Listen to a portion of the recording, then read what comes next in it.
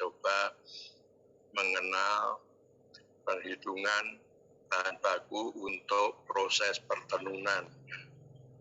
Sebetulnya tidak rumit, itu cuma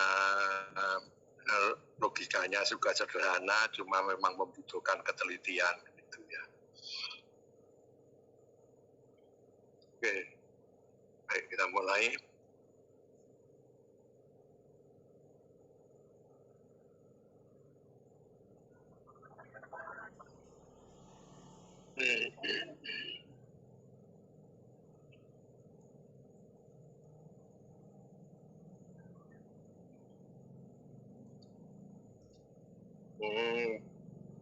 Minggu lalu kita sudah membicarakan masalah kehalusan benang dan juga serat. Berbagai macam sistem penomoran sudah kita tahu, sistem langsung, sistem tidak langsung, kemudian bagaimana itu hubungan nomor dengan berat, dengan panjang pada sistem penomoran itu. Dan itu nanti akan dapat digunakan dalam penghitungan bahan baku untuk proses tekstil. Jadi kalau kita membuat tekstil, baik tenun rajut, itu biasanya bahan baku benang itu tidak dinyatakan dalam satuan panjang karena satuannya sangat panjang. Biasanya panjang dari benang yang dipakai itu akan sangat panjang sehingga menjadi tidak praktis kalau kita tulis panjangnya karena akan makan atau menggunakan jumlah angka yang sangat besar yang membuatnya riskan terjadinya kesalahan, yang misalnya kesalahan satu nomor saja itu sudah bisa menimbulkan efek kesalahan yang sangat besar gitu ya. Kurang satu angka gitu sudah sangat besar sehingga untuk bahan baku pada pembuatan kain biasanya atau benang ini biasanya dinyatakan dalam berat. Dan dalam perhitungannya itu nanti dasarnya sebetulnya menggunakan hubungan nomor berat dan panjang. Itu seperti sistem penomoran itu ya. Tapi sebelumnya ini dalam perhitungan bahan baku pada proses pertenunan ini ada beberapa istilah yang harus kita ketahui. Ya. Benang lusi atau lungsin atau benang lungsin atau lusi atau lungsin. Ini mungkin Anda sudah tahu, benang lusi adalah benang pada anyaman kain tenun yang searah dengan panjang kain. Ya, jadi benangnya itu searah panjang kain. Yang disebut benang lusi adalah benang pada kain tenun yang searah panjang kain. Kemudian benang pakan. Ini berlawanan dengan benang lusi. Kalau benang pakan adalah benang pada anyaman kain yang searah dengan lebar kain. Kalau lusi searah panjang, kalau benang pakan ke arah lebarnya. Ini mungkin saudara sudah tahu juga itu. Kemudian mengkeret benang lusi atau pakan. Kalau kita biasanya mengenal mengkeret pada kain atau mengkeret pada benang itu karena dicuci kemudian memendek gitu. Tapi kalau dalam pertenunan mengkeret benang lusi atau benang pakan itu adalah perubahan panjang benang lusi atau pakan akibat dari penganyaman benang dalam kain. Akibat benang itu dianyam satu dengan yang lain dianyam, nanti dia akan terjadi lengkungan-lengkungan dan lengkungan itu nanti akan mengakibatkan benang, panjang benang antara sebelum dianyam dengan sesudah dalam anyaman itu akan menjadi berbeda ya, dan memendek ya, jadi akibat dari anyaman benang itu akan mengalami lengkungan-lengkungan. Ya, benang memendek, perubahan panjang dari benang saat sebelum dianyam dan setelah di dalam anyaman ini disebut mengkeret benang lusi atau benang pakan dan dinyatakan dalam persen. Contohnya misalnya kita mempunyai benang sepanjang 1 meter, kita gunakan sebagai benang lusi, kemudian kita anyam. Hasilnya nanti pasti kain itu akan lebih pendek daripada dari 1 meter. Ya, jadi setelah dianyam, benang 1 meter itu akan menjadi lebih pendek. Hasilnya kainnya lebih pendek. Hasil anyamannya lebih pendek dari panjang benang yang dianyam. Ya. Itu yang disebut mengkeret. Jadi panjang benang sebelum dianyam,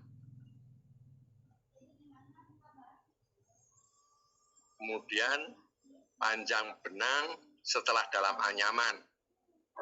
Ya, perbedaan itu nanti yang disebut mengkeretnya. Panjang sebelum dianyam dan panjang dalam anyaman. Dan dinyatakan dalam persen.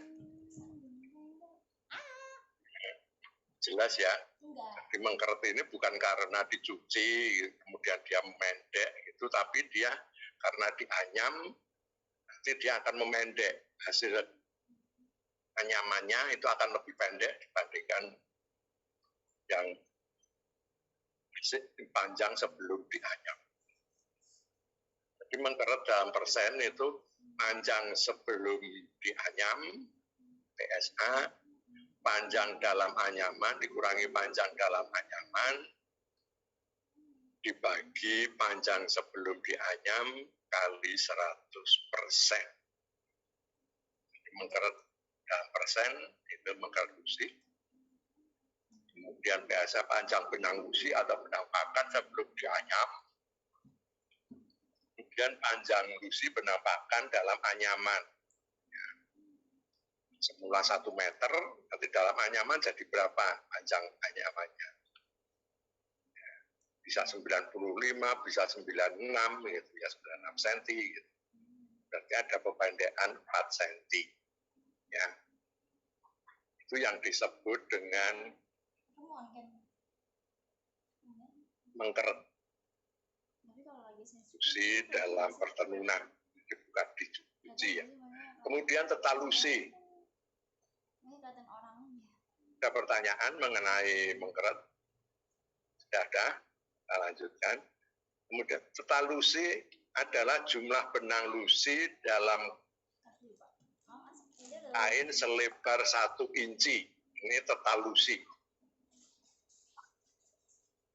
Atau selebar 1 cm. Itu tetalusi per senti.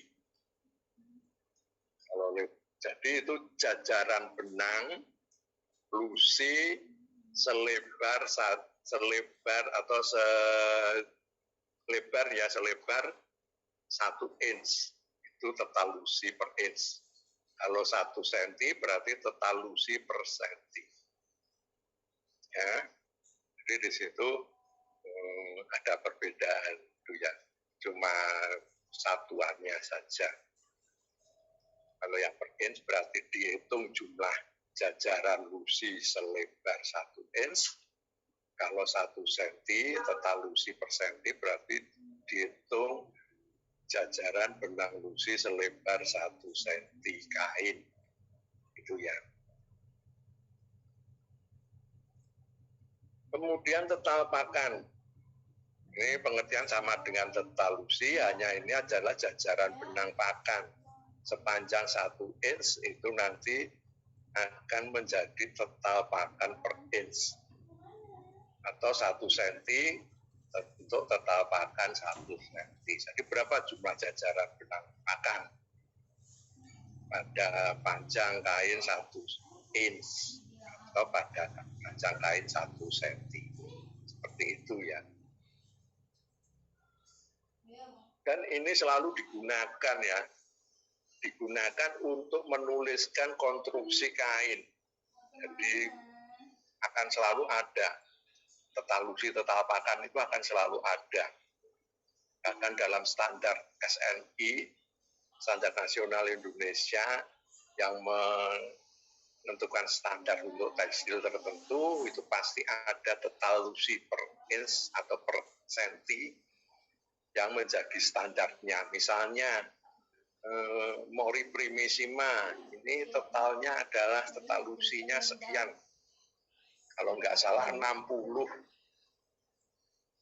delay per inch.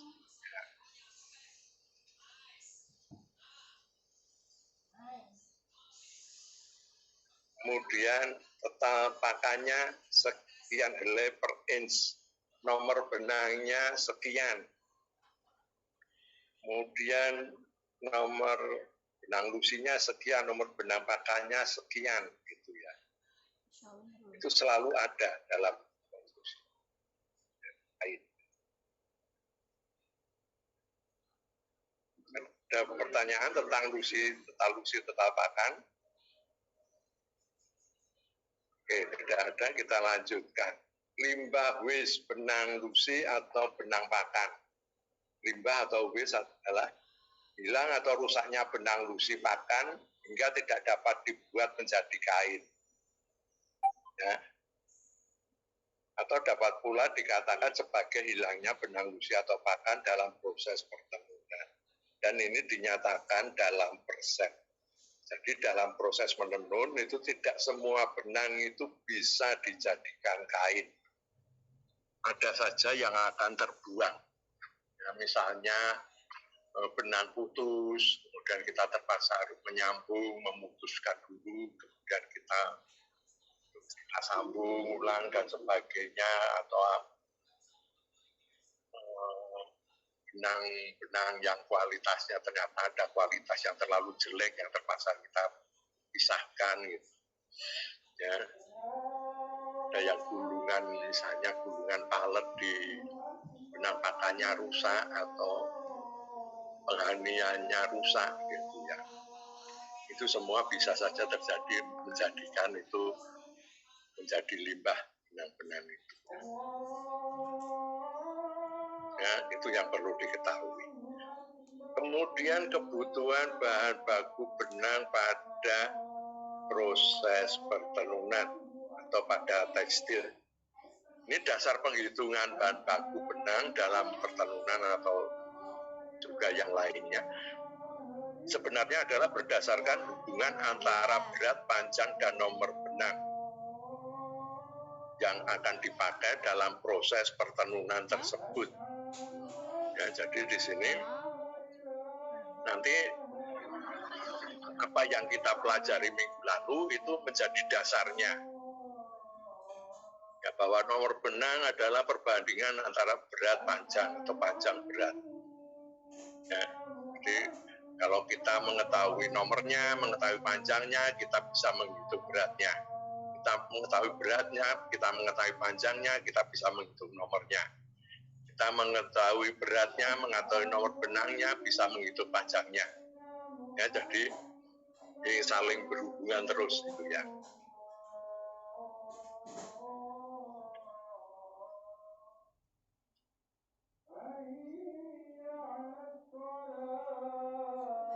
Ya, nomor langsung itu ya berat per panjang atau berat panjang kali nomor langsung.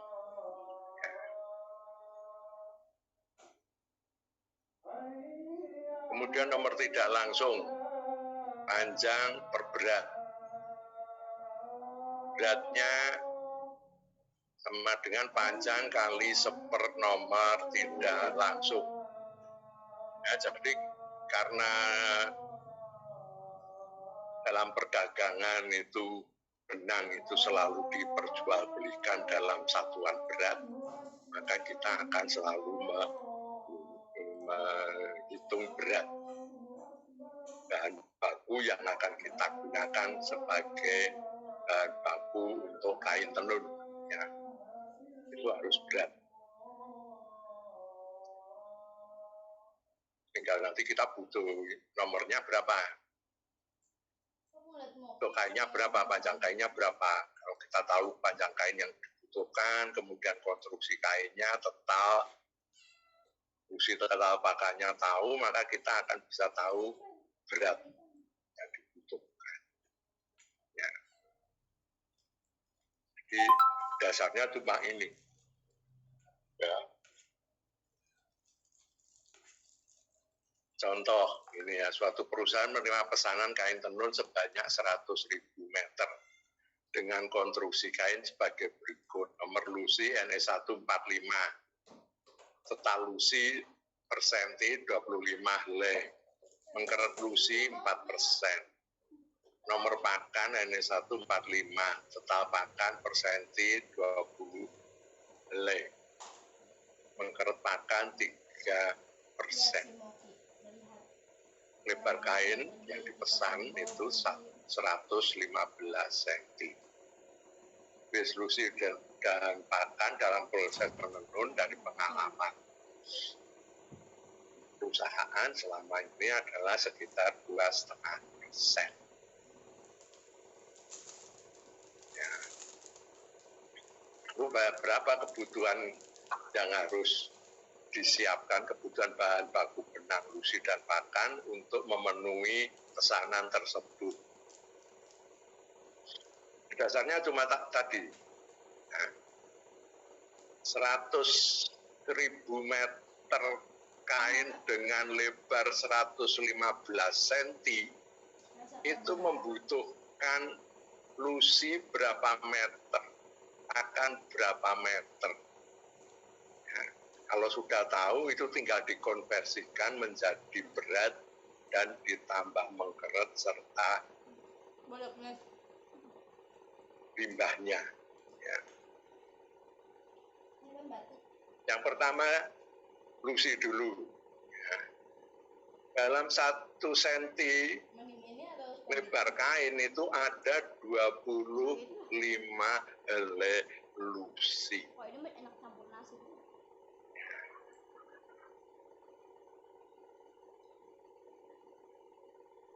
Ya, jadi kalau lebar kain 115 cm, ini ada berapa helai lusi sebetulnya?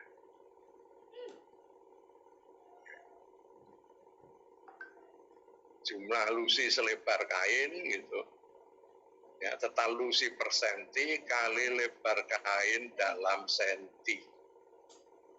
Jadi berapa? 25 helai per senti kali 115 cm. Hasilnya 2.875 helai benang lusi. Selebar kain itu jumlahnya 2.875 helai. Selebar kain yang 115 cm tadi, ya 2.000 sekian helai benang lusi. Lalu panjang benang lusinya berapa?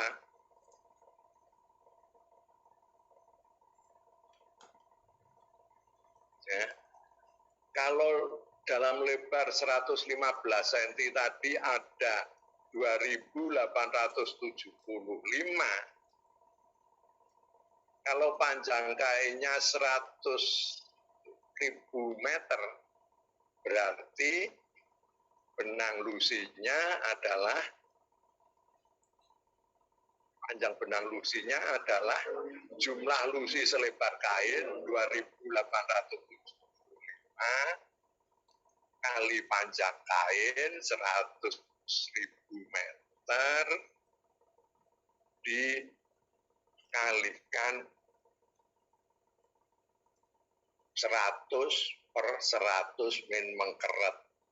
Ya, ini faktor mengkeretnya.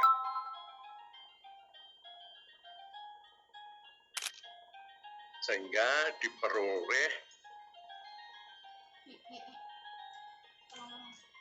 299.479.166,7 meter. meter. Ya. Jadi benang lusi yang dipakai pada pembuatan 100.000 meter kain itu adalah 299.169.166,7 meter. Ya, itu ya.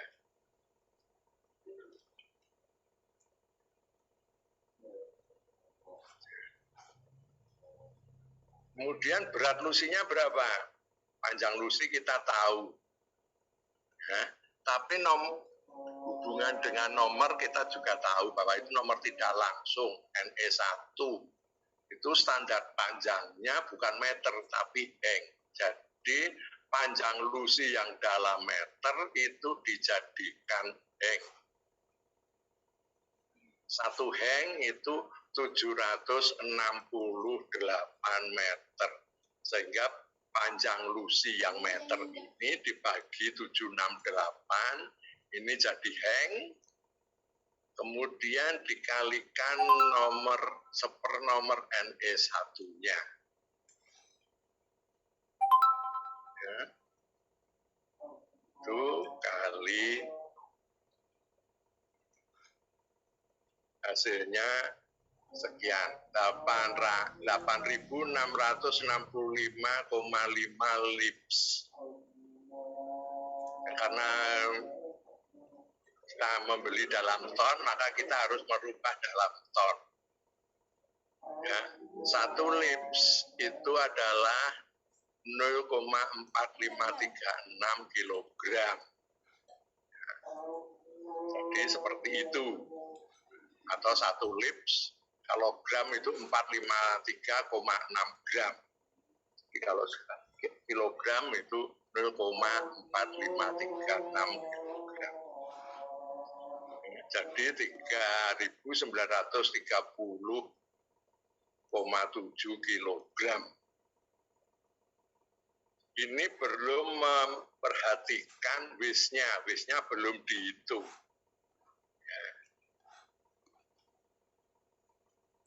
Sehingga untuk berat lusi yang dibutuhkan, ini berat lusi ditambah waste lusi. 100/100 min waste lusi. Itu sama dengan 4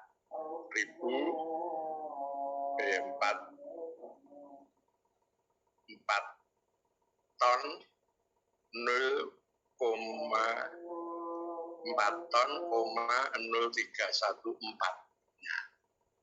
4,0314 ton. Itu ya. Ini lusi.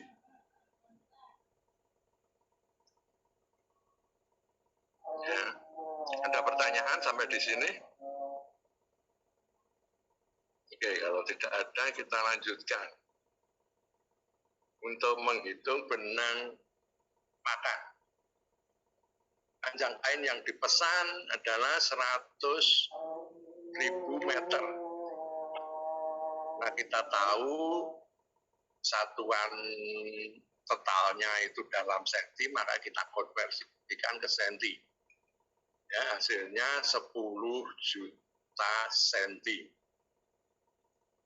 Kemudian jumlah pakan sepanjang kain, ya, yang panjangnya 10 juta senti tadi, padahal setiap senti itu ada 20 helai pakan. Ya, panjang kainnya 10 juta senti, kemudian setiap senti ada 20 helai pakan, maka di sini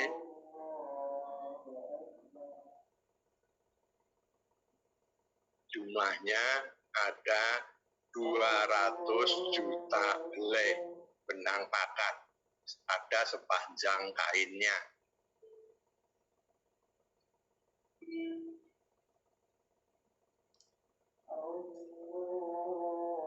Kemudian panjang pakan.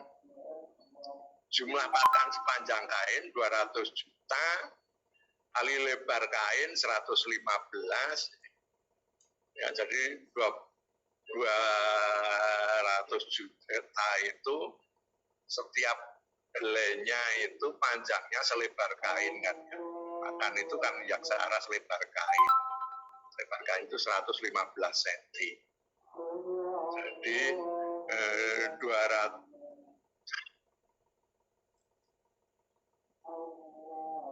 hasilnya demikian. Pada baca repot, kemudian dijadikan meter di 1/100-nya. Komanya maju 2 itu ya. Meter. Ya, berat pakan, panjang pakan, ya, 3,1121 ton. Ya. Kemudian berat pakan yang dibutuhkan, berat pakan ditambah wisnya. Ya. Jadi berat pakan ditambah 100/100 min 2,5 sama dengan 31918 ton.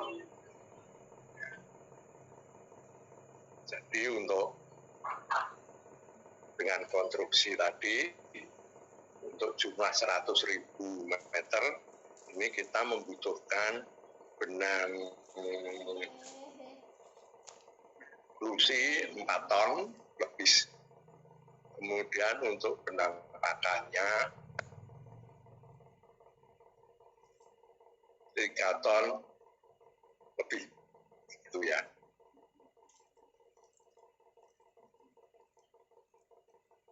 Kemudian di bawah ini ada contoh, silakan coba nanti.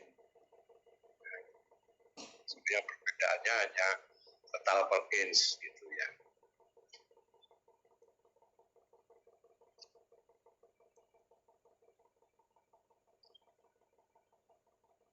Ada pertanyaan? Jadi sebetulnya perhitungannya itu tidak rumit ya. Hanya perlu ketelitian gitu saja.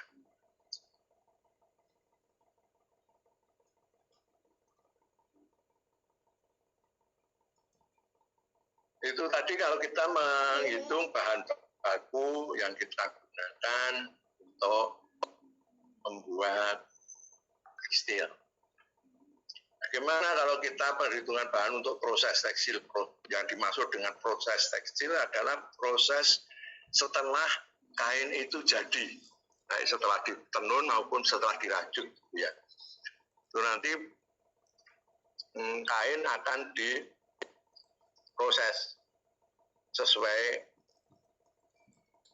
rencana yang telah ditentukan. Misalnya akan diwarna atau akan dijadikan dijual sebagai kain putih atau diberi motif dengan teknik cap dan sebagainya. Nah, dalam proses tekstil ini yang dimaksud dengan proses tekstil adalah proses setelah proses pembuatan tekstil yang sebenarnya. Jadi membuat tekstil jadi, kemudian tekstilnya disesuaikan dengan rencana pemasarannya. Jual sebagai putih ya di warna, kalau dijual sebagai kain warna ya di warna, sebagai kain bermotif ya diberi motif, begitu ya. Ini bahan-bahan yang digunakan ini ada sedikit perbedaan penghitungan, tapi sebetulnya justru lebih sederhana. Untuk menghitung bahan-bahan yang dipandang proses tekstil sangat tergantung dari komposisi bahan atau zat yang dipakai dalam proses tersebut. Komposisi dan komposisi dari bahan yang disajikan dalam sebuah resep. Ya. Komposisi bahan ini akan disajikan dalam sebuah resep. Jadi bukan hanya masak makanan, tapi juga proses tekstil itu juga memerlukan resep.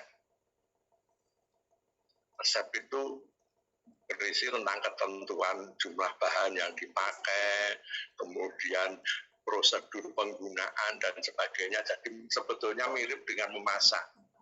Ya, kalau memasak kita sering diberi resep.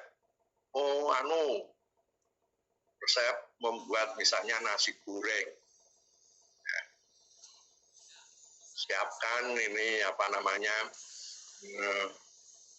merah besar 5 buah, kemudian cabai merah kecil berapa buah, kemudian bawang merah berapa biji, bawang putih berapa biji, dan seterusnya. Kemudian ada aturan pembuatannya, gitu kan ya. Ini cabai merah, cabai kecil, dan ini digiling, dihaluskan, gitu kan, dan seterusnya. Nah, dalam tekstil juga ada seperti itu, resep akan diberikan. Kemudian prosedur biasanya akan juga diberikan. Tapi biasanya orang yang sudah berkecimpung dalam tekstil juga akan tahu, seperti juga koki itu akan tahu, mesti hanya diberi resepnya aja, tidak ada prosedurnya, dia akan tahu bagaimana memasaknya, tahapan-tahapannya.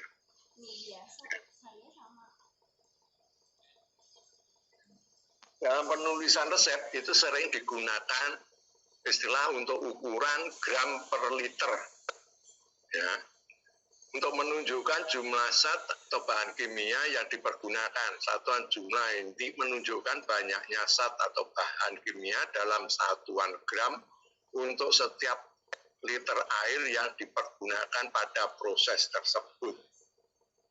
Kalau ada gram per liter, ya tinggal kita lihat airnya berapa liter yang kita gunakan untuk memproses. Kalau 10 liter ya tinggal kalau gram per liternya 3 gram berarti tinggal dikalikan 10. Gitu. Kemudian jumlah zat atau bahan dalam persen. Ini menunjukkan bahwa jumlah zat bahan kimia yang dipakai dalam proses tersebut diperbandingkan dengan berat kering atau kain atau tekstil yang diproses. Jadi misalnya zat warna reaktif, ya, warna dan zat warna reaktif, itu resepnya zat warnanya sekian persen, atau warna muda, atau warna sedang, atau warna tua. Kemudian ini sekian gram per liter ini. Nah, kalau zat warna dalam persen itu artinya dia diperbandingkan dengan kain yang diwarna. Berat kering kain yang diwarna. Kalau yang diwarna 1 kilogram, kalau 5% zat warna ya berarti ya 5/100 kali 1 kilogram atau 1000 gram, ya berapa 20 gram.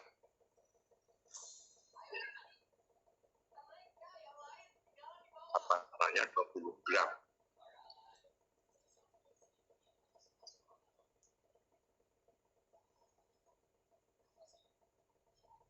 Kemudian satuan juga ada persen. Ini digunakan untuk menentukan jumlah zat bahan kimia terlarut dalam air. Itu menunjukkan kepekatan larutan. Jadi ada resep mungkin yang pakai alkohol 70% sekian cc. Berarti itu alkoholnya itu kepekatannya 70%. Ya. Yang dibutuhkan itu sekian cc per liter. Ya. Kemudian yang juga penting dan sering dipakai itu adalah float. Bukan volt ya, tapi float.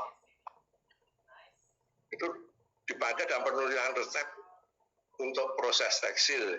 Yang maksud dari float ini adalah menunjukkan perbandingan berat, yaitu berat antara berat kering dari bahan yang dicelup atau diproses dengan berat air yang dipergunakan untuk memproses atau mencelup kain tersebut. Ya, jadi di sini tuh. Ya, kalau plotnya 1:20 berarti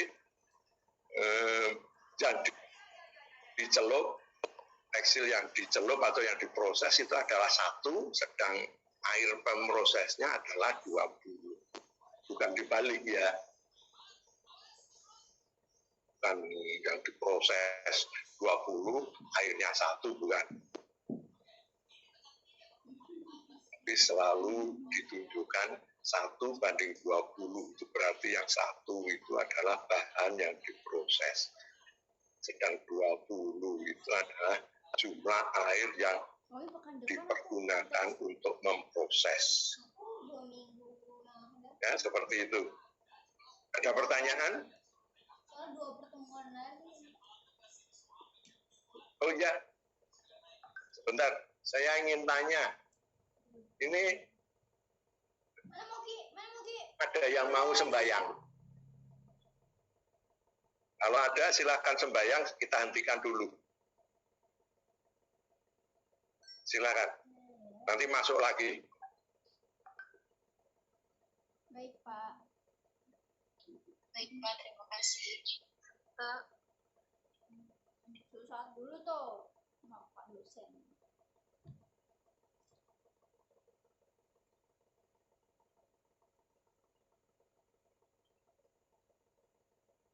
Pelantangannya kapurit, soda abu, pembasah, ya. Kapurit 2-3 gram per liter, soda abu 7 gram per liter, pPH 11. Kemudian pembasah atau flot 1 cc per liter pembasah, itu bisa TRO, bisa teflon itu. Kemudian flot 1:20, waktu 1 jam pada suhu ruangan.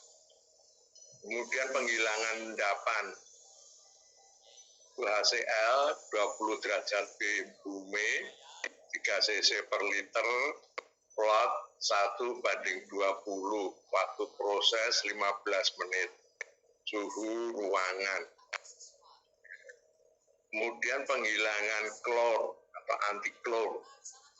Nah, di sini penghilangan endapan itu karena kapurit itu saat dipakai untuk proses pengelantangan ini akan meninggalkan endapan yang berupa kapur pada kain ya, sehingga kain itu terasa kasar gitu ya, berpasir. Itu perlu dihilangkan dengan menggunakan HCl 20 derajat UV itu yang banyak dipasarkan, itu 3 cc per liter. Plot 1:20, proses 15 menit. Kemudian penghilangan klor. Ya, karena untuk menghilangkan endapan menggunakan HCl, maka di sini perlu digunakan proses penghilangan klor. Ya, supaya nanti pada saat setelah dicuci, kalau tidak ada proses anti klor ini, nanti klor itu akan bisa, yang tersisa itu akan bisa membentuk asam klorida atau HCl yang mampu merusak serat kain. Ya.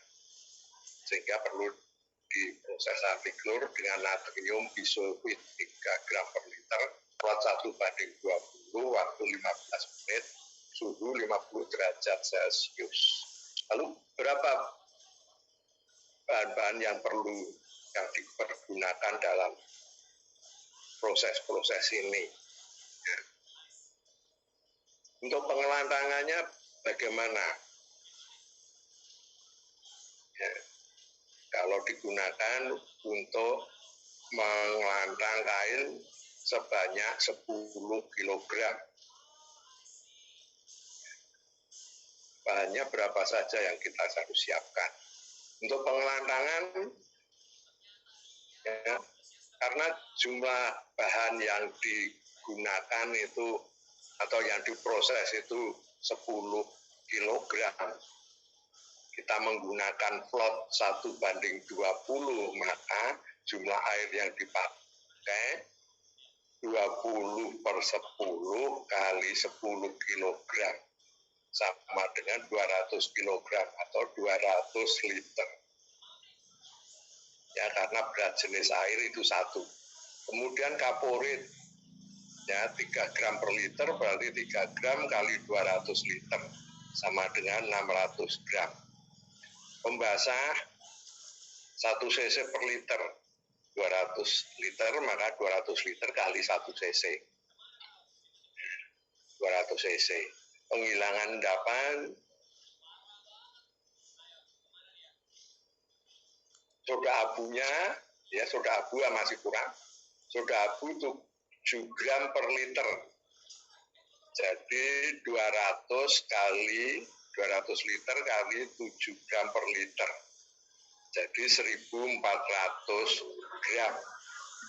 Ya soda abunya, ini kelewatan. Kemudian penghilangan endapan. Ya, jumlah air yang dipakai plotnya 1:20, 20/1 kali 10, 200 gram atau 200 liter. HCl 20 derajat UV itu 3 cc per liter, jadi untuk 200 liter itu ada 200 kali 3 cc, sama dengan 600 cc. Penghilangan klor, jumlah airnya itu 20/1 kali 10, 200 kilogram atau 200 liter. Natriubisobitnya 3 gram per liter, maka di sini adalah 200 kali 3 gram per liter, 600 gram. Ya. Jadi itu bahan-bahan yang dibutuhkan untuk memproses, melakukan pengelantangan pada 10 kilogram kain kapas. Ya.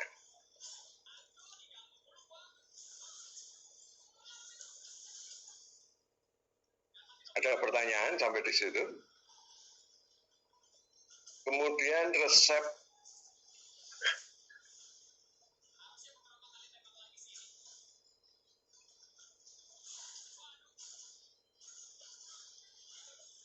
contoh resep pencelupan kain dari serat kapas dengan menggunakan zat warna reaktif dingin.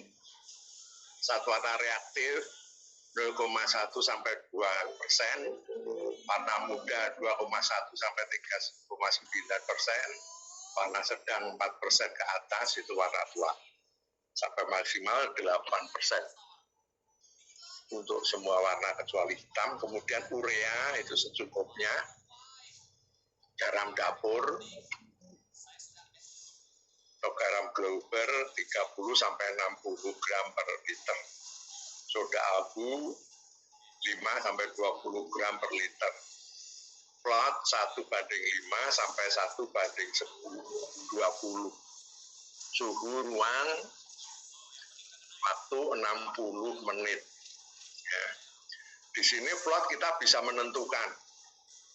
Ya, makin besar plotnya sampai 1:20 itu berarti nanti saudara akan menggunakan bahan-bahan yang jauh lebih banyak dibandingkan kalau saudara menggunakan plot yang lebih rendah. Ya.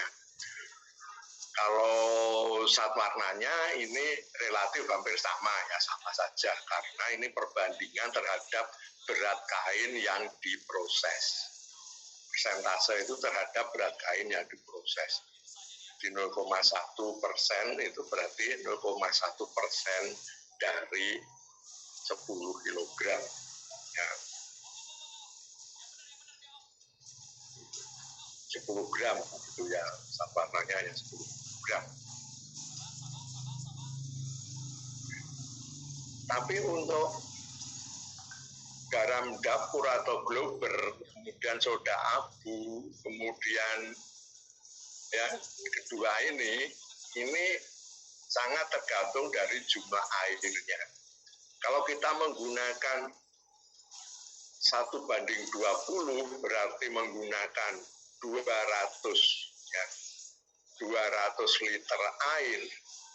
Maka kalau kita menggunakan 30 gram per liter garam dapur, maka garam dapurnya adalah 200 kali 200 liter kali 30 gram per liter. Jadi berapa? 6.000 gram, 6 kilo garam dapur. Ya. Lumayan itu ya. Sehingga kita bisa, kalau kita menurunkan misalnya 1:10, maka air yang kita gunakan hanyalah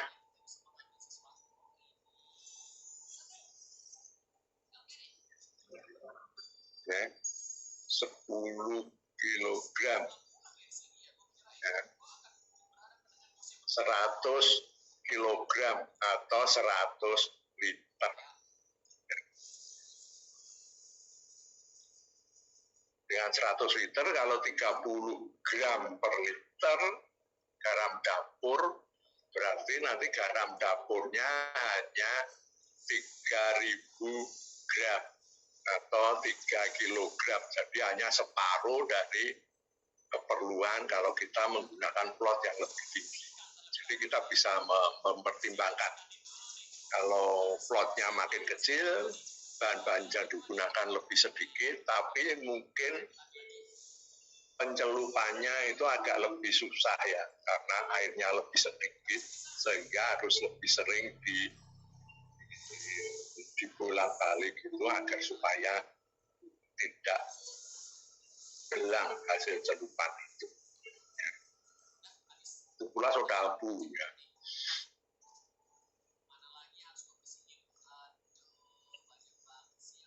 Ya, jadi di sini bisa saudara pilih gitu ya. Kalau ada demikian ini bisa saudara pilih mana yang ya. Kalau terlalu sedikit, memang anunya sedikit, tapi nanti 1:5 nanti jadinya itu nyemek gitu ya kayak. Jadi airnya sedikit gitu ya. Perendamannya tidak sempurna gitu ya. Ya harus selalu digerak-gerakkan, kain itu harus selalu dibolak-balik dan gitu. Ya, tinggal kita bagaimana mau selama 1 jam olahraga bolak-balik itu kain atau sedikit santai tapi biayanya lebih mahal. Begitu saja ya, tinggal itu.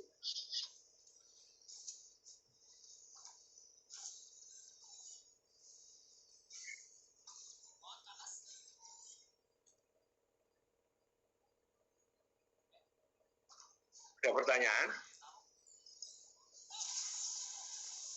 Oke, jadi untuk penghitungan bahan dalam proses tekstil itu seperti itu, lebih sederhana gitu. Ya.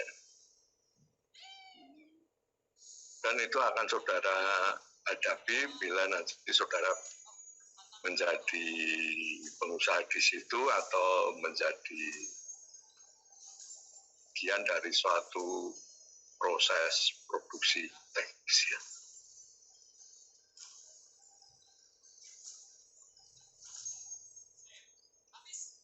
Tapi biasanya yang saya hadapi ya, ini kenyataan gitu ya.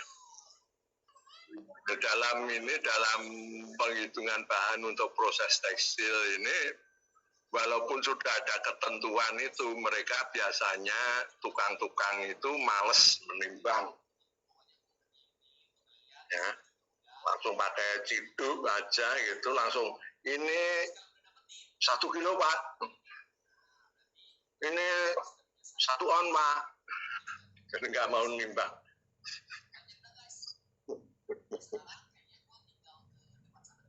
Ada kelebihan terlalu banyak, sangat banyak, kadang-kadang kurang. Kalau kelebihan nanti kita boros dalam penggunaan bahan, kalau kurang nanti tidak efektif prosesnya, Akibatnya juga akan terjadi pemborosan bahan karena bahan banyak yang terbuang dan sebagainya. Nah, jadi lebih baik sedikit itu ya. Kecuali kalau sudah biasa ya, saudara menimbang itu sudah biasa. Karena dulu pernah ngomong begitu. Ini 1 kilo Pak. Coba saya cek, iseng saya cek itu ya. Dia ngomong 1 kilo, saya hidupkan. Kemudian saya timbang, ternyata hampir 1,5 kilo gitu ya. Ya nggak apa-apa juga gitu. Karena dia nggak beli bahannya ya, yang beli itu bose gitu, yang punya usaha gitu. Dia hanya sekedar menjalankan.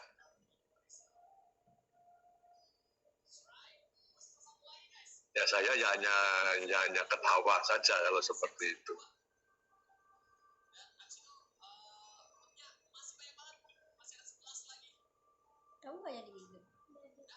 Ada pertanyaan? Kalau tidak ada, saya ingin menjelaskan, ya. Saya ingin menjelaskan.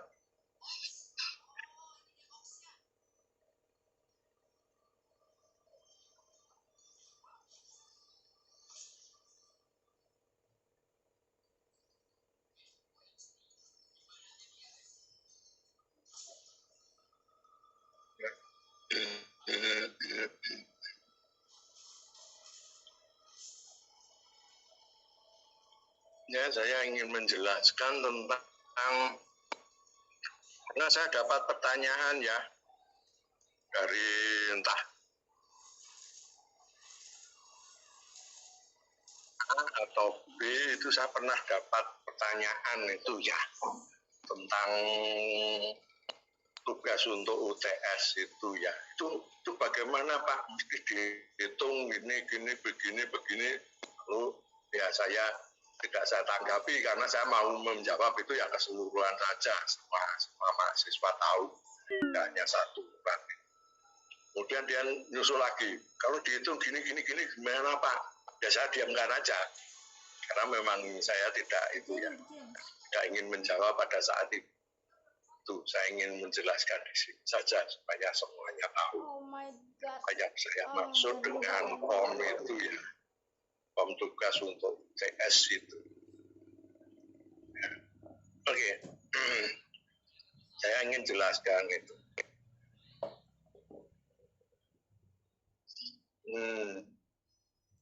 Ini saya sudah membagikan loh ya.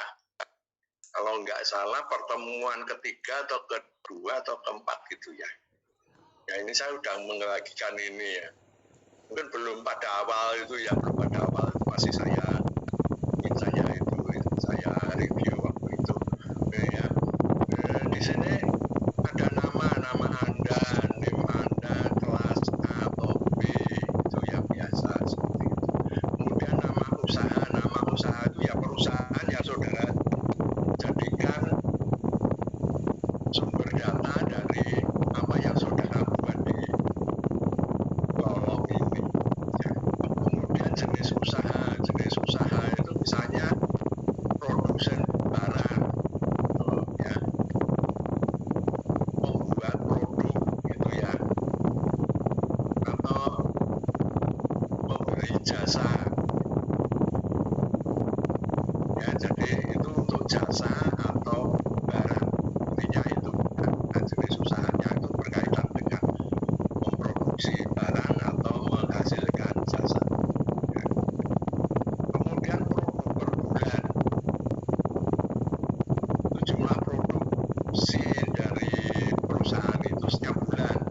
Kalau membuat produk berarti dia berapa?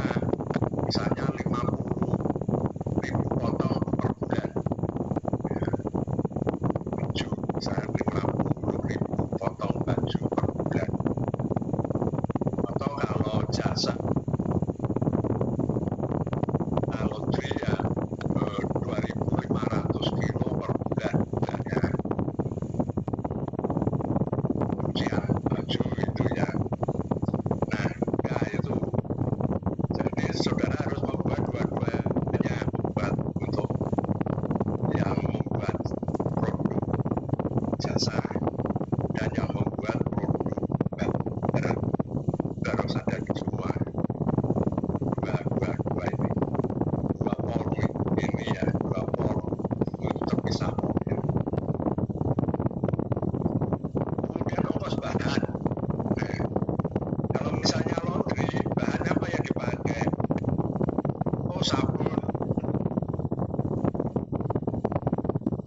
jumlah kebutuhan per unit produk atau per bulan berapa?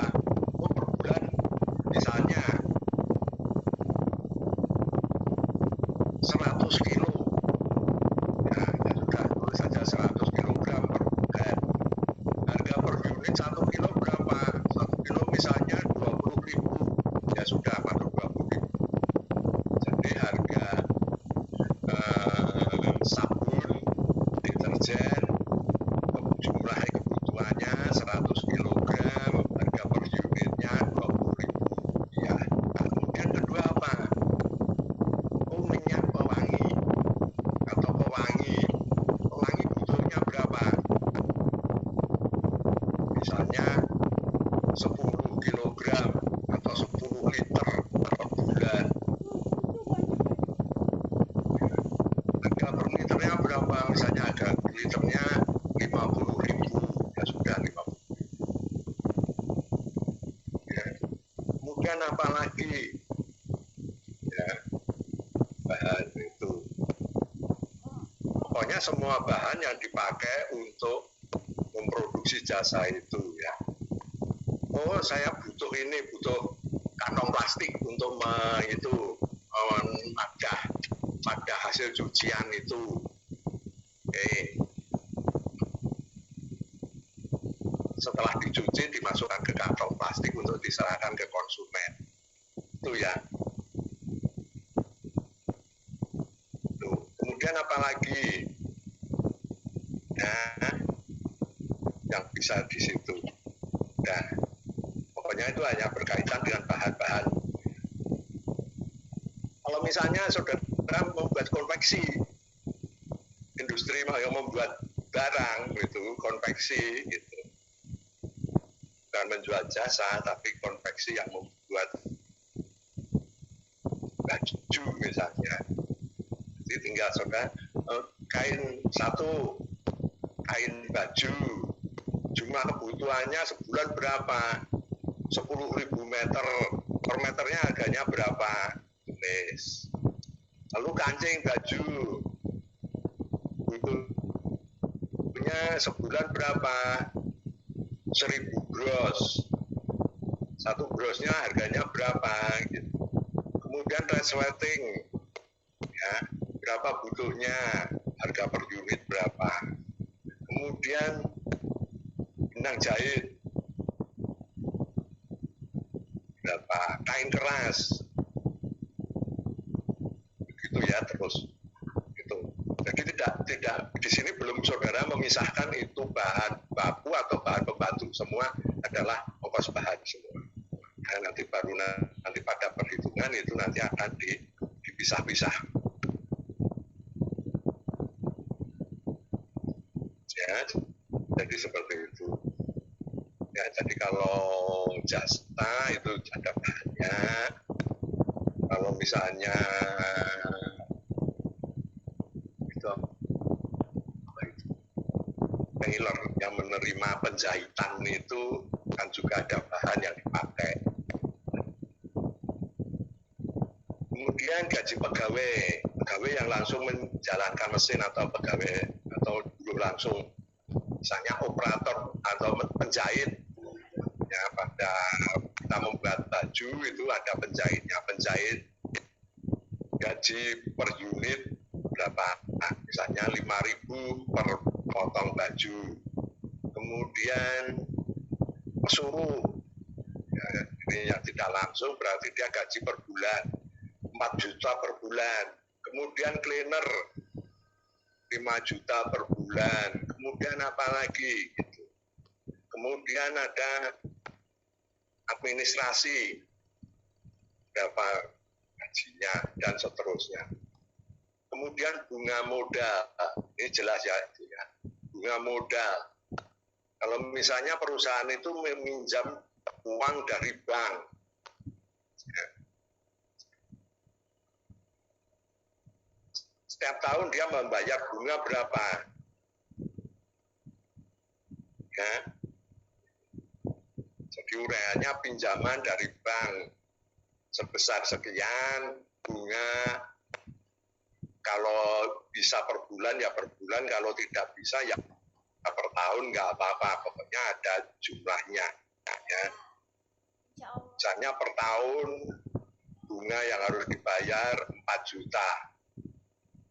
Sebetulnya bisa saja itu dihitung per bulan kan ya.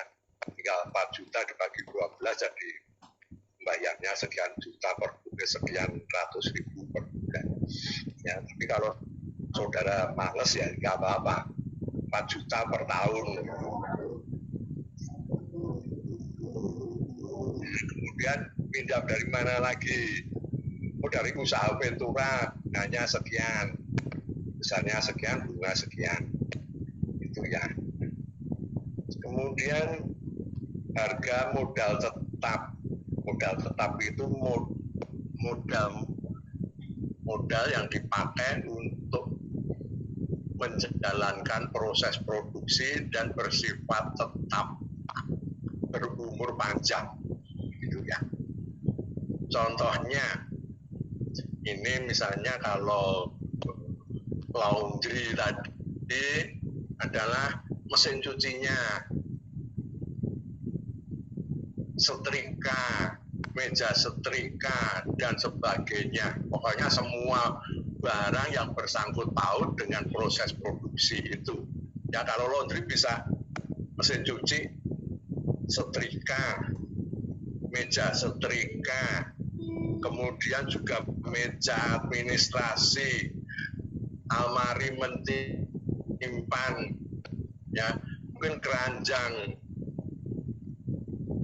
apa itu baju kotor, keranjang hasil cucian dan sebagainya gitu ya. Kemudian juga mungkin jemuran, ya itu semua saudara itu kan jumlahnya berapa, harga per unitnya berapa, umur ekonomisnya berapa. Jadi umur ekonomis itu saat karena alat itu kan kalau dipakai makin lama makin kualitas hasilnya akan makin menurun, sampai sejauh mana kualitas itu masih bisa diterima, ya. Sampai berapa lama penurunan itu bisa diterima. Ya, biasanya kalau mesin jahit, mesin permesinan itu biasanya umurnya 5 tahun. Ya. Lebih dari 5 tahun biasanya sudah kurang mesinnya. Ya, jadi di situ ada meja potong, ada kursi, ada pokoknya semua harga modal tetap termasuk bangunan. Jangan lupa.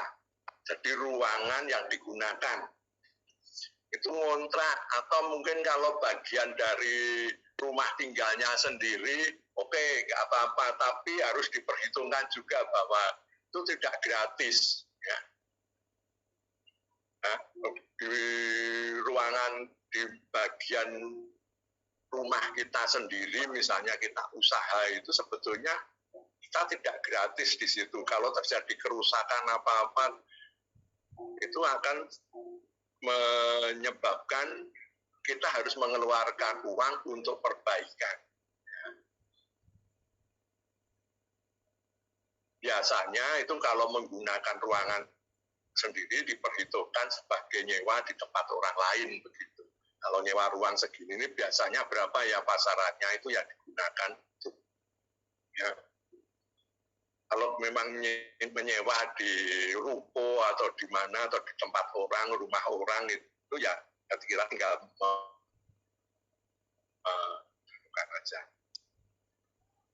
Sewa tempat usaha jumlahnya 1 berapa per tahun.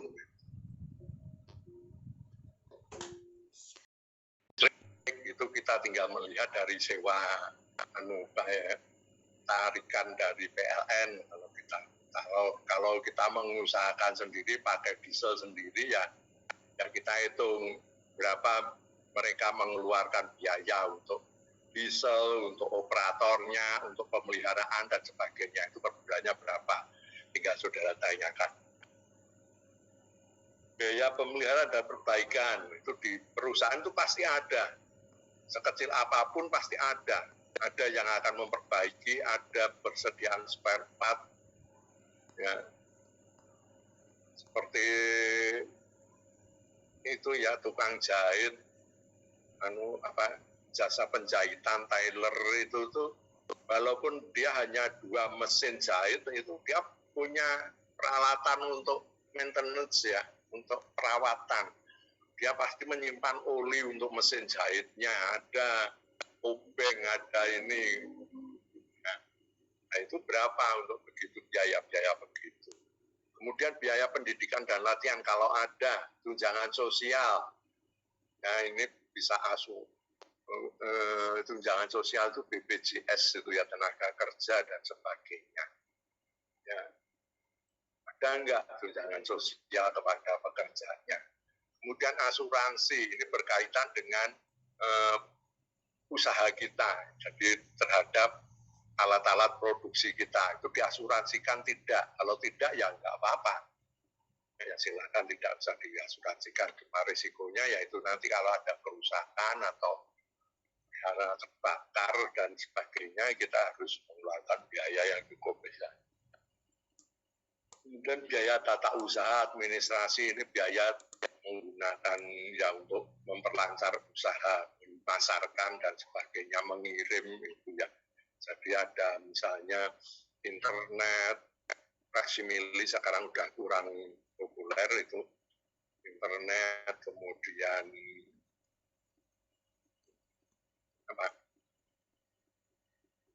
alat-alat usaha ya, ATK itu ya, alat tulis kantor dan sebagainya gitu, pajak dan retribusi gitu, itu pajak yang dia bayarkan kaitan dengan kegiatan usahanya, misalnya pajak penghasilan, pajak pertambahan nilai, pajak penjualan, kemudian retribusi kepada pemerintah daerah, itu misalnya bisa kebersihan, keamanan dan sebagainya itu ya. Jadi seperti itu. Jadi ini di sini tidak ada sebetulnya perhitungannya itu belum ada. Saudara hanya mengumpulkan data-data, kalaupun saudara mau menghitung itu perhitungan bisa saja seperti tadi ya, misalnya bunga modal itu ya, misalnya ternyata dalam 1 tahun ingin jadikan 1 bulan ya tinggal dibagi 12, cuma begitu saja gitu. Jadi tidak ada hal yang terlalu sulit, cuma ya harus jeli saja gitu ya. Bahan itu berarti semua bahan, baik bahan baku maupun bahan pembantu itu kita masukkan jadi satu saja di sini. Gaji pegawai juga begitu, jadikan satu. Pegawai langsung atau yang tidak langsung juga jadikan satu.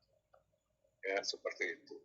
Modal tetap itu ya permesinan sama peralatan-peralatan, apa itu, furniture yang kita perlukan, bahkan mungkin meja untuk administrasi gitu ya, seperti laundry gitu ya, misalnya ada meja administrasinya pasti ya, yang menerima cucian, yang mengurusi penerimaan cucian, menulis kwitansi dan sebagainya. Lah kwitansinya itu nanti masuk ke tata usaha dan administrasi itu. Kalau mejanya masuk sama kursi yang diduduki sama pencatat itunya, itu masuk ke modal tetap begitu. Ya. Ada pertanyaan? Saya izin bertanya, Pak. Ya, tanya Om. Berarti bunga modal itu adalah modal yang dipinjamkan. Miss Rina masih di mute. Oh, astagfirullahaladzim. Mohon maaf. Oh ya. Berarti bunga modal itu hanya pinjaman dari bank begitu, Pak? Dan Iya. Oh. Bahwa itu hanya pinjaman dari bank, dia membayarkan berapa setiap bulan untuk itu. Ya. Iya. Jangan, mungkin dia juga mungkin mencicil pokoknya juga mungkin juga sama membayar bunganya gitu. Ya mungkin seperti itu gitu ya. Iya, baik Pak. Dan Seperti itu. dan satu lagi Pak, saya mau bertanya, misalnya misalnya saya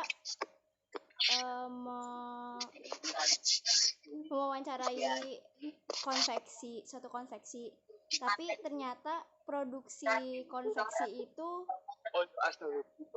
bercabang begitu Pak. Misalnya banyak produksinya. Kaleno tolong di mute ya. Produksinya tuh misalnya ada baju bayi, ada baju pengantin dan lain sebagainya Pak. Bagaimana kalau misalnya itu kenapa masa ada yang kalau biasanya baju bayi bermacam-macam baju bayi begitu ya. Iya. Biasanya begitu ya. Ya, jadi tidak itu ya tidak kalau baju mungkin baju sama celana gitu ya. Ya kalau baju sama celana ya nggak apa-apa. Kalau rok dengan rok Pak berbagai macam rok juga nggak apa-apa. Kamu hitungnya ya produksinya per bulan berapa gitu. Oh iya. Dan begini Pak, misalnya kan saya mengelompokkan itu sebagai satu usaha gitu. Apa sih namanya yang dengan produksinya itu, misalnya konveksi, jadi saya menamainya konveksi baju anak, misalnya konveksi baju anak, dan ternyata enggak, ini dari satu tempat ya, satu tempat usaha ya, bukan dari tempat 2-3 tempat itu ya, dari satu tempat usaha gitu, jadi kamu nggak berhak menamai gitu, nama mereka gitu ya. Oh iya. Ya Pak ya. Jadi itu usaha yang ada, misalnya konveksi susah maju gitu di tetangga Anda gitu. Di situ tinggal saudara tanya aja gitu. Oh, nama usaha konveksi susah maju, jenis usaha konveksi baju gitu ya. Iya Pak. Seperti itu. Jadi jangan saudara membuat usaha sendiri gitu ya. Iya Pak. Baik Pak. Ya. Gitu ya.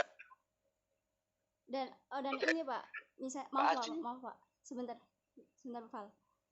Apa namanya? Jadi tuh konveksi itu tuh memproduksi beberapa jenis baju kayak baju pengantin dan baju anak nih misalnya Bu, Pak. Apa sih? Jadi boleh apa harus saya gabung misalnya dua-duanya, harus saya hitung tentang pemasukan baju pengantin dan baju anaknya itu, atau boleh salah satunya Pak? Bisa dua-duanya, bisa salah satunya. Cuma kalau salah satunya saudara harus menanyakan ini untuk baju anak kapasitasnya misalnya berapa mesin yang digunakan. Untuk baju ini berapa mesin. Supaya kita bisa tahu perbandingan penggunaan itu. Ya. Jadi kalau misalnya kamu konsentrasi baju anak, produksi sekian, nanti kamu tanya, ini baju anak sekian itu dihasilkan oleh mesin jahit berapa selama sebulan? Iya kan? Iya. Kan ada sebagian yang untuk mengerjakan baju pengantin. Tapi saya rasa baju pengantin itu juga sangat sedikit. Nggak mungkin baju pengantin memproduksi 1000 lusin itu. Pengantinnya berapa banyak itu nanti? Iya. Ya? Iya Pak, baik Pak. Ya. Jadi lebih baik saudara konsentrasi ke bagian yang besar. Itu kan ekstrim, sangat ekstrim ya, baju pengantin dan baju anak. Baju anak kan banyak banget anak-anak itu ya. Tapi kalau pengantin mungkin yang membuat cukup banyak, pengantinnya juga nggak terlalu banyak gitu loh. Iya Pak. Sebulan mungkin dia hanya membuat berapa puluh gitu kan paling. Iya sih. Ya toh. Nggak mungkin dia akan membuat, saya membuat baju pengantin 50.000 biji gitu. Pengantinnya banyak banget itu. Ya. berarti selama sebulan itu ada 50.000 pengantin yang menikah gitu. Ya, jadi bisa dihitungkan. Bisa dianu. Kalau itu diambil yang terbesar saja. Ya misalnya mereka memproduksi total misalnya 60.000 potong, kemudian ada 1.000 baju pengantin, ya berarti baju pengantin itu hanya menggunakan 1/60 kapasitas saja gitu ya. Iya kan? Iya, Pak. 60.000 yang 1.000 baju pengantin, berarti dia kan hanya menggunakan 1/60 kapasitas produksi. Yang 59/60 bagian itu memproduksi baju anak gitu. Ya. Begitu kan? Iya, Pak. Oke. Ya, oke. Ada pertanyaan lagi? Saya izin bertanya. Saya izin bertanya, Pak. Ya, satu. Yang tidak ditanya di-mute aja, dimatikan mic-nya supaya enggak. Ayo silahkan. Saya izin bertanya, jika kita mewawancarai salah satu usaha rumahan seperti penjahit itu kan biasanya ada yang tidak memakai pegawai, Pak. Itu apakah boleh atau harus ada yang berpegawai? Enggak apa-apa. Enggak pakai pegawai enggak apa-apa. Tapi kamu harus tetap, bahwa itu tetap ada pegawainya gitu ya. Nggak mungkin mesin jahitnya jalan sendiri ya. Ya kan, ada yang menjalankan ya. Yang menjalankan mungkin dia pemiliknya, ya nggak apa-apa. Tapi kita harus tetap memperhitungkan gitu, bahwa pemilik itu sebetulnya dia pegawai, cuma dia nggak merasa dia digaji. Ya kamu bisa saja menanyakan, kalau ibu kerja begini mau digaji berapa gitu. Kalau misalnya, wah saya nggak itu ya sudah. Kalau dia nggak mau gitu, kita buat aja dengan gaji UMR gitu aja. Ya. Jadi harus ada gitu ya, gaji itu harus ada gitu. Ya. Walaupun itu dijalankan oleh satu orang gitu ya. Makanya ini seringkali UMKM itu ya, usaha kecil, menengah, dan mikro ini kesulitan ke bank itu karena memang pencatatan keuangannya itu ya memang hampir nggak ada. Mereka hanya masuk ke kotak, udah nanti dia butuh untuk usaha ya dari kotak itu, untuk keluarga ya dari kotak itu duitnya gitu. Akhirnya nggak jelas dia itu usaha dia itu menguntungkan atau merugikan gitu loh. Ya, seharusnya sekecil apapun usaha kita bisa mencatat ya, agar saat mau mengembangkan kita bisa dengan mudah menunjukkan gitu ya. Ya, jadi sebaiknya seperti itu, jangan sampai jadi menggaji diri sendiri, nggak apa-apa gitu. Supaya apa? Supaya duit yang untuk usaha ya memang untuk usaha, untuk keluarga ya untuk keluarga. Jadi saya menggaji diri saya sendiri. Oh, gaji saya setiap bulan 5 juta. Ya sudah, itu nanti duit saya untuk keperluan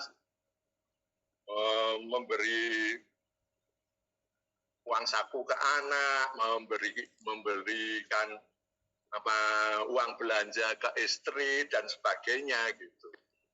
Jadi tidak lagi mengganggu ini. Kalau berkaitan dengan misalnya usaha saya mengambil yang ada di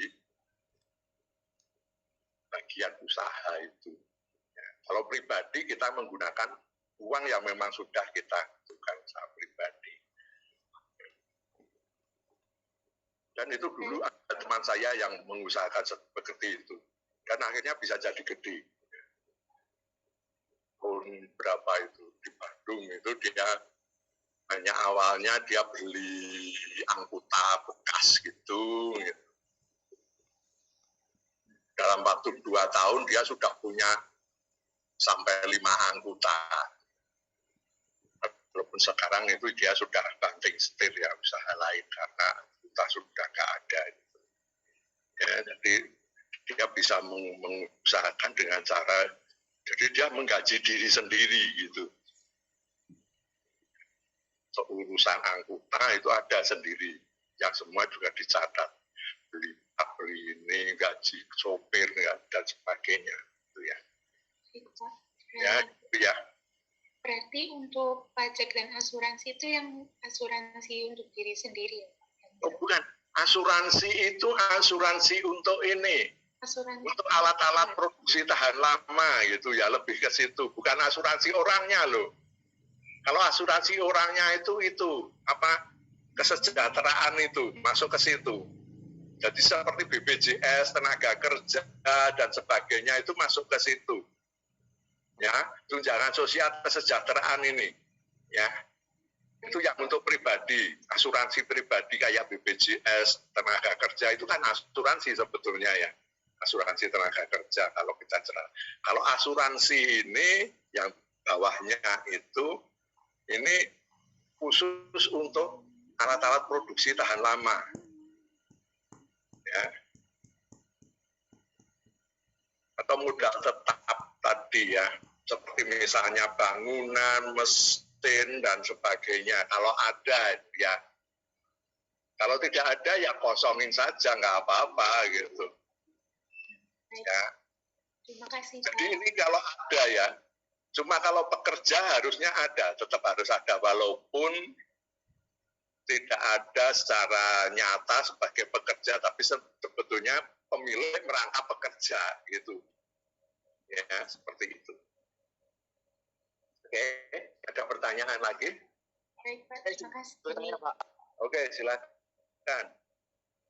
Kalau saya itu mewawancari craftnya itu mengerjakan pesanannya itu berdasarkan orderan, Pak. Apakah boleh? Kalau itu menjual jasa. Kalau itu jasa. Kalau itu termasuk jasa. Jadi melayani orderan itu jasa. Tapi kalau konveksi yang memproduksi sendiri tidak berdasarkan orderan itu berproduksi gitu. Kalau konveksi yang berdasarkan orderan itu dia menjual jasa. Ya. Begitu ya. Jelas. Baik, Pak. Kalau jelas, Pak. Kalau mau mewawancari orang tua sendiri enggak apa-apa toh, Pak? Ya nggak apa-apa. Apa-apa. Ya nggak apa-apa. Cuma nanti Pani Piro, kamu tanya bapak begitu gimana lu? Ya, nggak apa-apa, nggak apa-apa. Ya. Saya Pak. ingin bertanya, Pak. Ya, silakan. Silakan. Di bagian gaji pegawai itu kalau kan karyawan itu kan ada yang bisa dapat bonus ya, Pak. Ya, kalau misal saya tulis biaya langsung dan biaya tidak langsung. Jangan begitu. Bonus itu nanti di kesejahteraan. Ya, itu tunjangan sosial kesejahteraan ini masuk ke situ. Bonus prestasi kerja gitu. Untuk seluruh karyawan itu berapa totalnya. Perkara detailnya nggak usah, saudara nggak usah sebut. Misalnya, oh si ini dapat sekian, ini dapat sekian, nggak perlu. Tapi totalnya satu tahun itu berapa. Ya, biasanya kalau bonus itu masuk kesejahteraan. Ya. Jadi tunjangan sosial dan kesejahteraan itu di situ. Kalau gaji melulu gaji. Ya, apa yang didapatkan karena dia bekerja dalam jangka waktu tertentu atau memproduksi jumlah tertentu, begitu ya. Selanjutnya saya ingin bertanya contoh perbedaan yang biaya pemeliharaan dan perbaikan dengan asuransi atau alat produksi tahan lama itu, Pak? Pemeliharaan itu di situ, pemeliharaan itu untuk mencegah kerugian. Kalau perbaikan itu jelas sudah terjadi kerugian, memperbaiki kerugian. Ya, betulnya seperti itu. Jadi secara rutin biaya pemeliharaan itu pasti akan dianggarkan. Ya. Tapi juga ada yang tidak. Ya. Tapi nanti suatu ketika kalau dia rusak, mesin produksi berhenti, dia harus memperbaiki. Itu biaya perbaikan. Kalau biaya perawatan atau pemeliharaan, ini sebelum sampai mesin itu rusak, kita sudah menservis gitu ya. Itu juga ada anggarannya, gitu ya. Jadi itu dua-duanya itu ada pasti. Ya, untuk pemeliharaan itu pasti ada. Untuk perbaikan itu juga harusnya ada. Masa selama 1 tahun tidak ada kerusakan sama sekali, pasti ada. Mesin itu pasti ada saja yang rusak. Ya, seperti itu. Ya, jadi ya ditanya saja kalau untuk pemeliharaan misalnya apa? Contohnya membeli oli untuk mesin jahit gitu ya. Itu adalah biaya pemeliharaan. Kemudian tenaga kerja yang dia menservis mesinnya mungkin setiap 2 hari sekali diberi oli, dibersihkan dan sebagainya. Itu tenaga kerjanya, itu juga bagian dari pemeliharaan, tapi itu masuk kepada gaji pegawai pemeliharaan gitu ya. Sedang biaya pemeliharaan dan perbaikan ini adalah tadi olinya gitu. Olinya.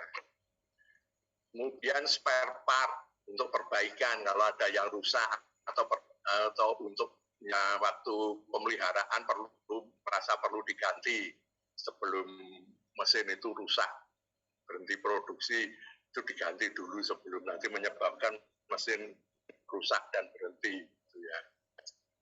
Jadi seperti itu. Jadi biaya pemeliharaan itu lebih ke fasilitas-fasilitasnya. Lalu tenaga kerjanya itu dimasukkan kepada gaji pegawai. Ya, gaji tenaga kerjanya. Pasti ada lah itu. Ya, konveksi misalnya konveksi dengan 20 mesin itu dulu saya melihat ada satu montirnya ada satu kok itu ya. Jadi dia secara rutin itu setiap pagi itu sebelum mulai produksi dia akan mengontrol mesin satu-satu gitu.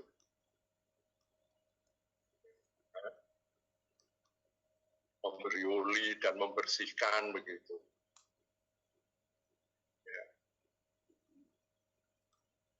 Pasti. Ya. Kalaupun misalnya secara khusus tenaga kerja tidak ada, pasti juga tetap ada orang yang ditugaskan di situ. Ya. Lalu peralatannya pasti juga disediakan, itu ya. Jadi tetap saja itu tetap ada. Biasanya ada.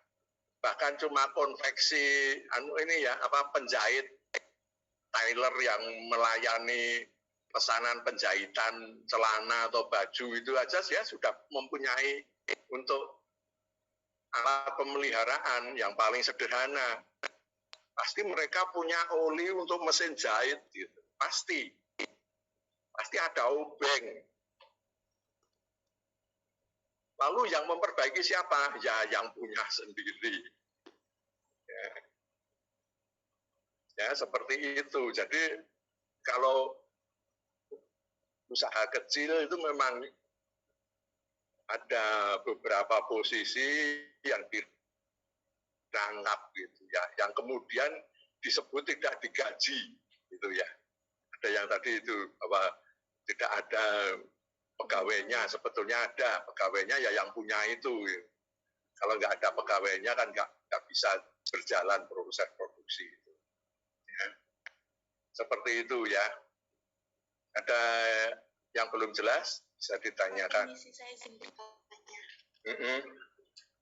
Untuk bagian kolom gaji pegawai, saya ingin bertanya bagaimana jika perusahaan itu memakai sistem omset, jadi sekian persen dari omset untuk gaji pegawainya, sedangkan omsetnya kan kayak berubah-ubah setiap bulan seperti itu, Pak. Apa ada yang seperti itu? Kebetulan yang kemarin saya wawancarai seperti itu, Pak, sistemnya. Nah, sistemnya seperti itu. Oke, ya nggak apa-apa. Jadi setiap bulan dia memproduksi berapa gitu. Lalu berapa persen untuk pegawai begitu. Ya nggak apa-apa. Ya nanti tinggal itu sebetulnya dihasilkan dari hasil penjualannya. Penjualannya berapa gitu nanti ya berarti sekian persen untuk pegawai berarti ya itu gitu. Jadi saudara harus tahu dia jualnya berapa gitu. Apa dia mau menjelaskan itu? Saya rasa itu sulit gitu ya. Apakah dia mau menjelaskan hasil penjualannya per bulan berapa? Iya Pak, kemarin seperti itu. Mau menjelaskan? Mau? Iya. Ya nggak apa-apa. Berarti kalau mau berarti gaji pegawai secara total itu sekian. Wes gitu aja. Mudah itu.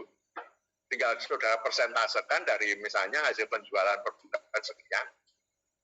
Gitu. Ya. Oh, baik Pak, berarti saya presentasikan sendiri, langsung saya tulis. Berarti tidak perlu ya. Nggak perlu rincian gitu ya. Untuk gaji pegawai sekian ratus ribu misalnya atau sekian juta. Gitu. Ya. Untuk produksi sekian gitu. Oke. Gitu. Baik, terima kasih Pak. Yo. Ada lagi? Oke, kalau tidak ada ya kita akhiri saja sampai di sini. Izin bertanya Pak. Oh ya, silakan. Untuk biaya pendidikan dan latihan itu bagaimana ya Pak? Masih kurang jelas. Mereka melaksanakan pendidikan dan melaksanakan pelatihan tidak gitu ya. Kalau tidak ada misalnya pendidikan itu bisa saja dia mengikutkan pegawainya pada kursus gitu ya, suatu kursus gitu ya.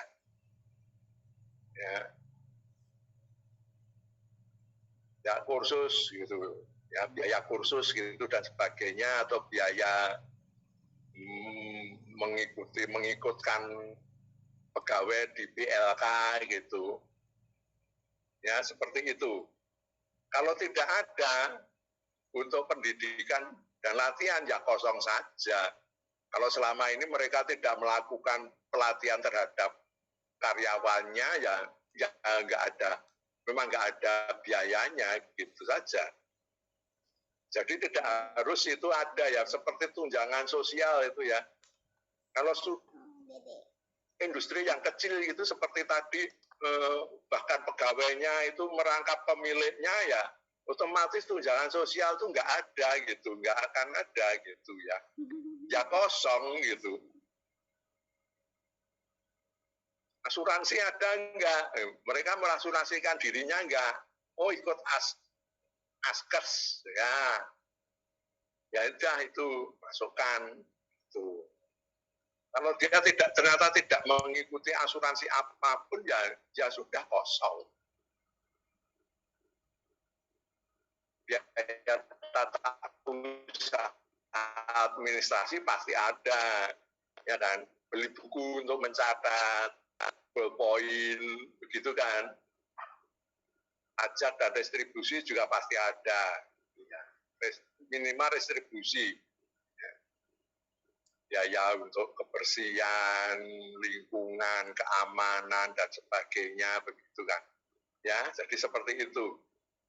Ya, jadi di sini ini terutama yang di belakang ini ya, seperti tunjangan sosial dan kesejahteraan, kalau misalnya industrinya kecil, hanya laundry, 2 mesin cuci gitu. Ya, untuk memberi tunjangan sosial kepada pegawainya juga akan sulit gitu, nggak mungkin gitu ya. Masa dia harus memberikan ini asuransi untuk kesehatannya supaya nanti kalau sakit masuk rumah sakit ditanggung oleh perusahaan. Lah, pasti nggak ada gitu. Kalau nggak ada juga nggak apa-apa, dikosongkan. Biaya pendidikan dan latihan itu, masa pendidikan dan latihan ada berapa? 10 juta per tahun. Untuk apa? Untuk memberikan training kepada tukang cucinya bagaimana mencuci yang baik gitu. Atau tukang setrikanya supaya bisa mencetrika dengan baik gitu. Apa ada gitu ya training dari itu? Kayaknya kok nggak ada, ya. Seperti itu ya. Jadi kalau memang tidak ada, ya kosongin saja. Tapi kalau seperti biaya listrik pasti ada. Ya, biaya pemeliharaan dan perbaikan itu pasti ada. Walaupun mungkin dia perbaikannya tidak dilakukan sendiri. Misalnya seperti laundry itu, mesin cuci rusak. Ya, kita telepon aja ke tukang servis itu, suruh memperbaiki. Nah itu kan biaya perbaikan. Setiap tahun dia mengeluarkan berapa atau setiap bulan dia mengeluarkan berapa untuk jasa seperti itu. Itu biaya perbaikannya di situ. Ya, seperti itu. Ya, jelas ya? Jelas, Pak. Ya, jadi tidak harus itu ya. Misalnya mesin jahit rusak. Kita memanggil perbaikan untuk tukang untuk memperbaiki, lalu kita bayar. Nah itulah biaya perbaikannya. Mesin cuci kita rusak, kita mengirim ke service center. Mesin jahit, mesin cuci itu di mana? Biayanya berapa? Ongkos ngirimnya, biaya perbaikannya berapa gitu kan. Itu kan jadi biaya itu selama 1 bulan atau 1 tahun berapa yang dikeluarkan untuk seperti itu, hal seperti itu gitu. Ya, jelas ya? Oke, ada yang bertanya lagi?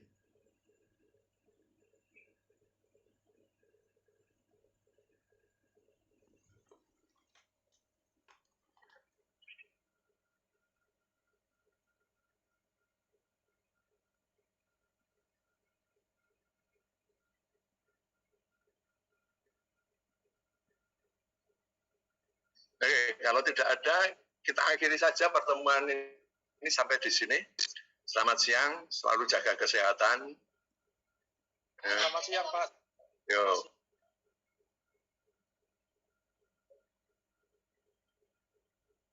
Terima kasih Pak, selamat siang. Yo. Terima kasih Pak. Baik, Pak. Selamat Terima siang. kasih. Terima kasih Pak. Terima kasih, Pak. Terima kasih Pak. Terima kasih, Pak.